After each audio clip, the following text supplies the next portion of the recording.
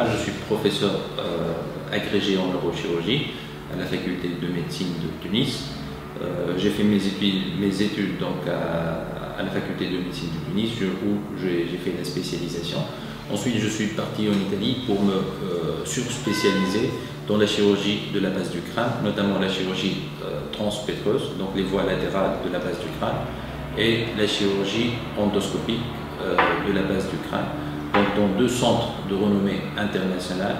Donc le premier centre, c'est le Gruppo Odontologico, dirigé par le professeur Mario Sanna, et le deuxième centre, c'est l'hôpital universitaire de Varese, dirigé par le professeur Castelnuovo.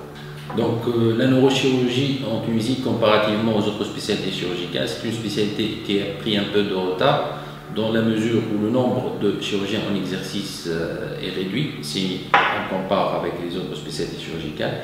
Donc c'est une spécialité qui s'est développée énormément durant les dernières années grâce aux avancées technologiques, l'utilisation du microscope opératoire, de la neuronavigation, donc de l'endoscopie.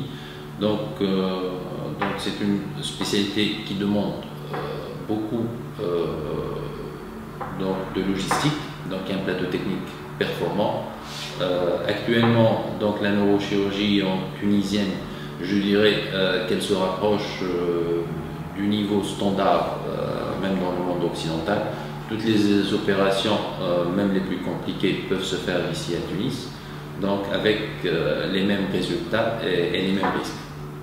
Donc la chirurgie endoscopique de la base du crâne, donc elle consiste à exploiter un corridor naturel que sont les fosses nasales, donc pour arriver directement donc, au niveau de la base du cerveau et d'aborder des tumeurs qui se développent dans cette région.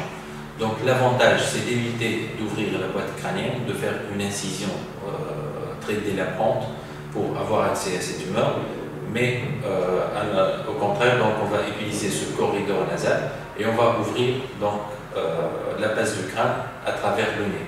Donc on utilise un endoscope qui va nous donner une vision panoramique beaucoup plus puissante et beaucoup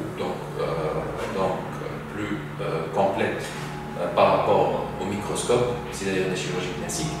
Et en même temps, ça nous permet d'aborder directement la tumeur sans avoir à passer par les structures nerveuses et aussi vasculaires qui généralement se trouvent en arrière de la tumeur. Donc on attaque directement la tumeur, on évite, on l'enlève et après nous avons les structures nobles que sont les nerfs crâniens et les vaisseaux donc, de la base du crâne.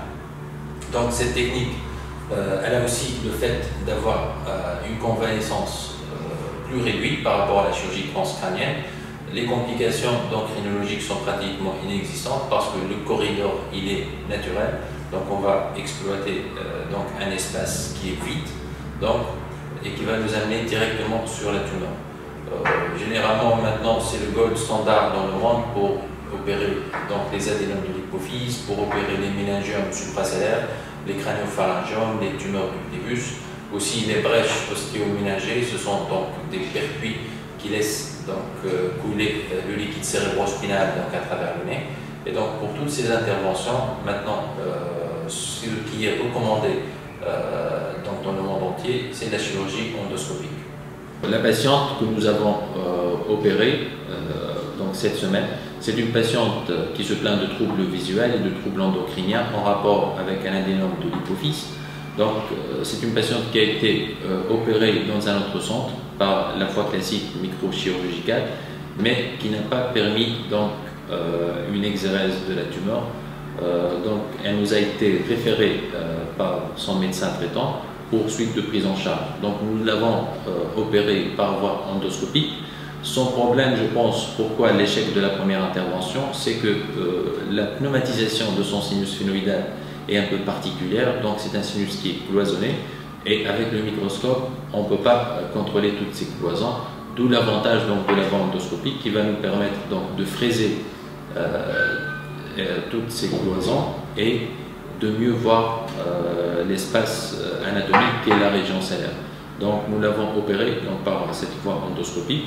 Et ça nous a permis aussi de faire une exérèse complète puisque l'endoscopie permet donc de vérifier la vacuité donc, de la loge pituitaire contrairement au microscope qui nous donne une vision lointaine et qui ne peut pas aller contrôler tous les recoins où la tumeur se développe. Donc c'est un avantage pour le patient. Comme ça, donc, les taux de réussite en matière de radicalité donc de l'exérèse est beaucoup plus important si on compare avec la chirurgie classique. Donc nous avons pratiquement 30% plus de chances d'enlever totalement la tumeur, contrairement à la chirurgie microscopique.